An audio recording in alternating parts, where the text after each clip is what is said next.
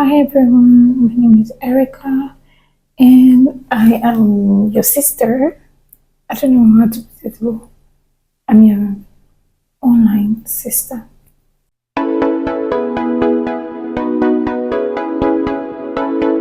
Why I said online sister is because in my relationship with my sisters and my friends that became sisters, we share our pain, we share our struggles, and we look for ways to make it better for each other. So today I'm going to be sharing with you 10 lessons I learned from starting a business as a teenager versus now that I'm in my 20s. So the first one I'll say is passion is not strategy. As much as I was passionate, because then I started my fashion brand, as much as I was passionate, I didn't have a strategy. Then my biggest thought was I just wanted to see people looking beautiful. I wanted them to look nice. I wanted those around me to not worry about the rising cost of outfits. That was what I thought. And yes, the business succeeded, but because I didn't have the right strategy and the right guidance, I struggled a lot with the business. Number two, brand is how people feel about you. Now, when I started, I didn't care about what I wore. I didn't care about how I looked. I just wanted people to look nice. So I just wore anything. I didn't even want to really spend money on myself because I felt, what good does that do? Well, I remember some years later, I bought my first Bone Street hair. That was a turning point for my business. As insignificant as you think that might be and trivial, it was a turning point for my business because even with all the machines I had acquired and all the tools I had gotten, people didn't really notice that this business is growing. It was when I bought that hair that they were like, you're not a big girl, oh, you can afford this. And I'm like, how trivial can you be? I was already using machines that were like more expensive than that hair, but they never saw it until I put it on me. So that's when I began to understand that my brand is me, even before it's the merchandise I'm sending out. It has to do with me first. There was something I knew my customers knew about me, and they always used to say, I always find a way to make it right. If you come with a problem, I always know that there's going to be a solution, and I always look for it. So that was what I sold to my customers. And even when I left the state, I still got calls like, babe, when are you coming back? Oh, we miss you. How are we going to cope without you? I got a lot of requests, but I knew that I wanted something else and I was not scared to pursue it. So the next one is profit isn't evil. I remember when I started, because I was majorly making friends and clothes for family and friends. Now, the people that came around based on my appearance before I started working, they felt, oh, you'll be very expensive, we can't cope. So, because I felt, like I said, I wasn't guided, I felt like if I kind of like make them feel comfortable by charging way less, I'll gather more people, and with time I'll be able to increase my price until I had an encounter with a client. So I made a dress for her. I'm going to say the price here. 6.5. Then, some years ago. So I made a dress for her 6.5 with her fabric. So she posted the dress and we were conversing because she was like, I was going somewhere and it was on her route. So I was like, you enter my cab, I'll drop you there because of course I had staffs, so my staffs were in the shop. So on my way going, we were conversing because I tried to make my clients my friends. So on our way, we were conversing and she made a statement. She was like, Erica, see this outfit. I was like, it's beautiful. She was not like, but my own is finer. Coincidentally, the price of this outfit that she was showing me was there. I was not like, see how much this person paid for this clothes, but if I tell you to pay me this money now, you will not agree. She said, Why will I pay you? It's you now. Are you the same person? But I'm putting in as much effort, if not more. She can pay this other person. So I had to go back to my drawing board and I had to ask, why will she pay this other person this much and won't pay me this much?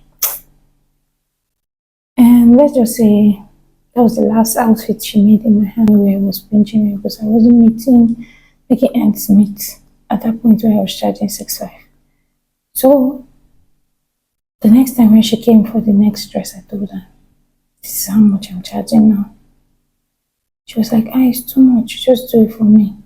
She went back home. She was like, no, she's not making the dress. She called me back.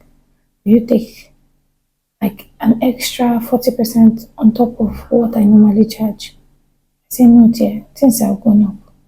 And light bill, fuel cost had increased and everything. I can't meet up with that price. She was not like, oh yeah, let me add extra 2K.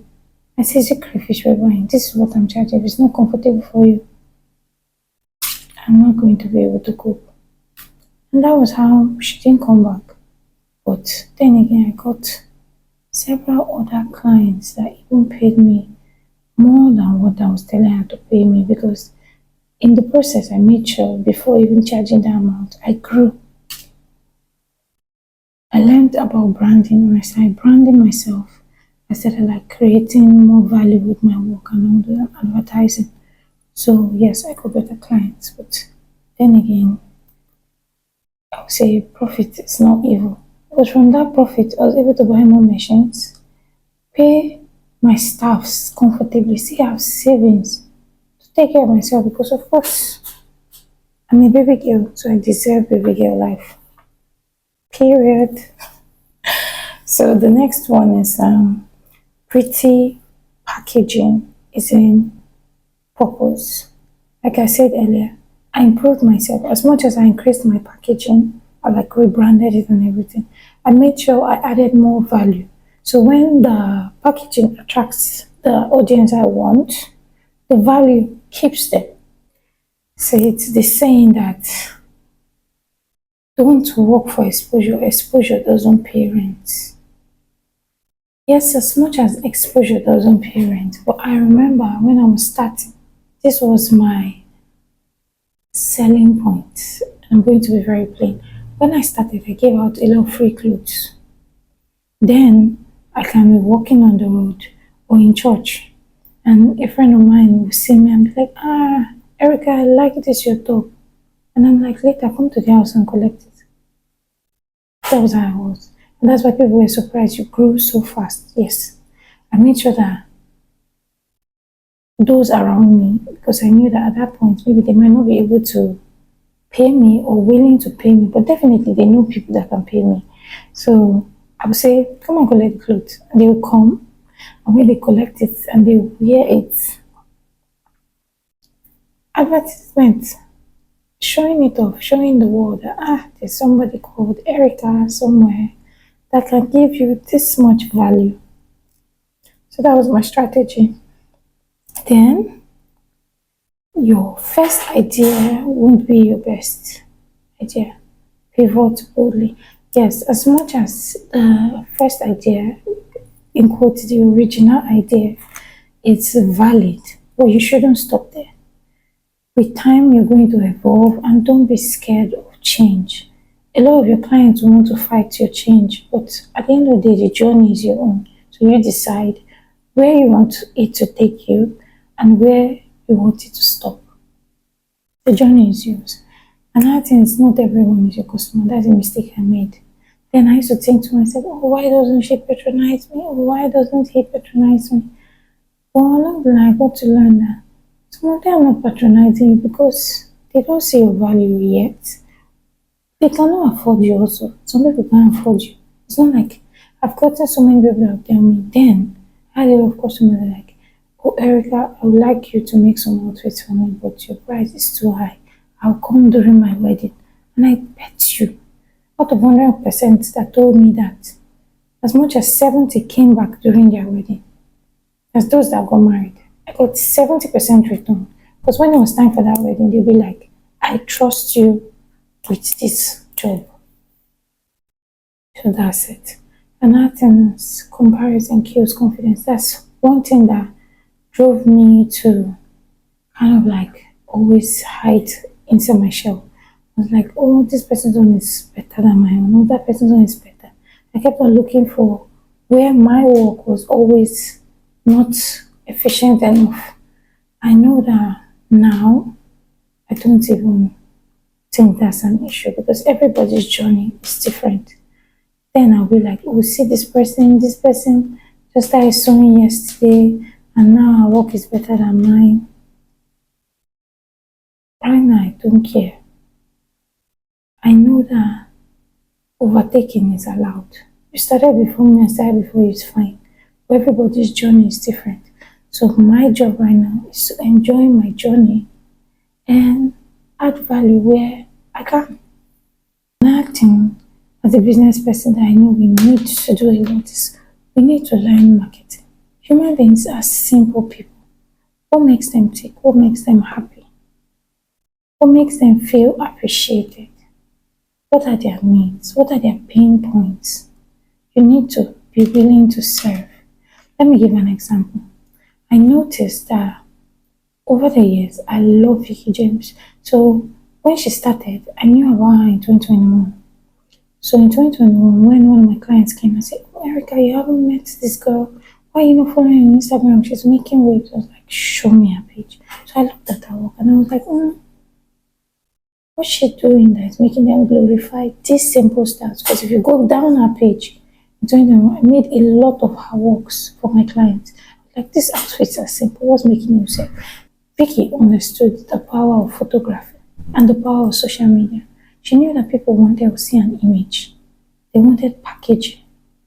A lot of your celebrities and everything, most of them don't look exactly like their picture. Some look better, some don't. So she understood that people want to look good. And she sold that narrative that I can make you look good. You want the hourglass figure? I can give it to you. The same thing with Seo Lumini. You wanted the big hips, the excessive curve and everything. She knew she could give it to you. And she gave it to her clients. And what did they do? They paid her for it. So learn to satisfy your clients' needs.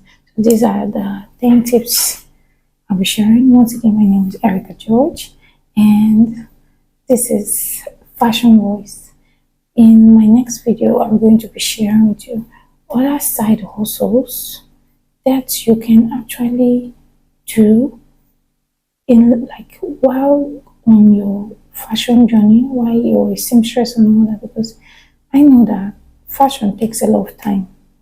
So I'm going to give you some tips on how to outsource your work.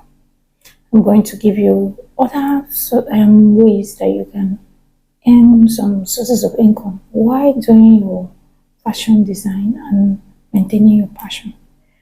Now you get to meet different people, people trust you as a fashion designer because of course you are the person that is in charge of portraying that image they want out there. So with time they get to trust you as long as you know what you're doing.